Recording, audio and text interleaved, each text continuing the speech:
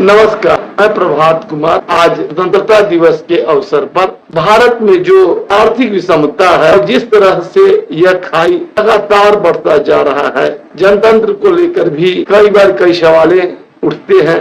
आज जिस तरह से chief justice of India Y Chandrachud ने भारत की आजादी को लेकर कुछ मामले की चर्चा करते हुए उन्होंने बांग्लादेश की तरफ इंगित किया है। आजादी के महत्व को उन्होंने अपने भाषण में रखा है और कहा है कि यह आजादी भारत के लिए बेशकीमती है, यह एक बहुत बड़ा धरोहर है।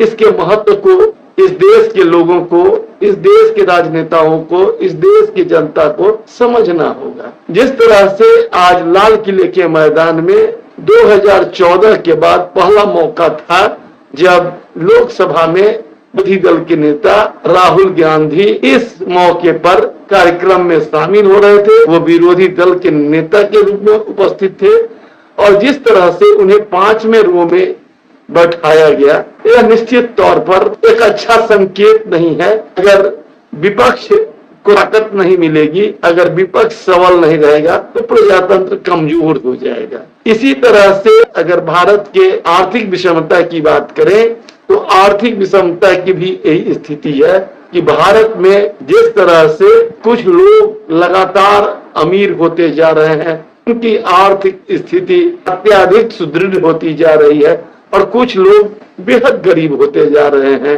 यह खाई 90 और 10 का है। 90% लोग आज भी गरीब हैं जिनकी आमदनी औसत बहुत कम है और जो 10% लोग हैं वो लगातार अमीर हो रहे हैं। अगर 10 लोगों की बात करें अगर इस देश के, तो उनकी अमीरी का तो कोई पैमाना ही नहीं है। फिर भी जो आर्थिक विषमता है, खासकर हम जहां बिहार में रहते हैं, जहां के लोगों की आमदनी जो औसत आमदनी है इस देश का, उससे भी कई गुना कम है। यहाँ बहुत सारे परिवार ऐसे हैं जिनकी आमदनी सालाना 60,000 रुपये भी नहीं है। वैसे औसत आमदनी इस देश की लगभग 2 लाख बताई जाती है और प्रधानमंत्री का दावा है कि आने वाले समय में इस देश के सारे लोगों की आमदनी 15 लाख से अधिक हो जाएगी। इसके लिए उनका क्या रोड मैप है और उनकी क्या सोच और उनकी क्या संरचना है, ये तो अभी बहुत कुछ सामने नहीं आया है।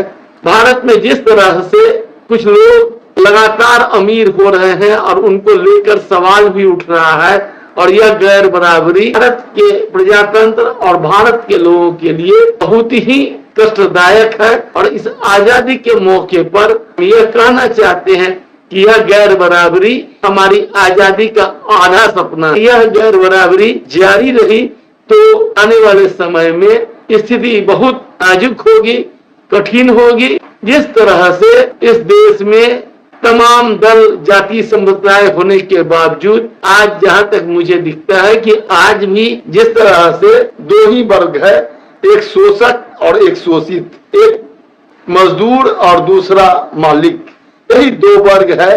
और इस 2 वर्ग के बीच जो विषमता है, सरकार उसकी अनदेखी करती है।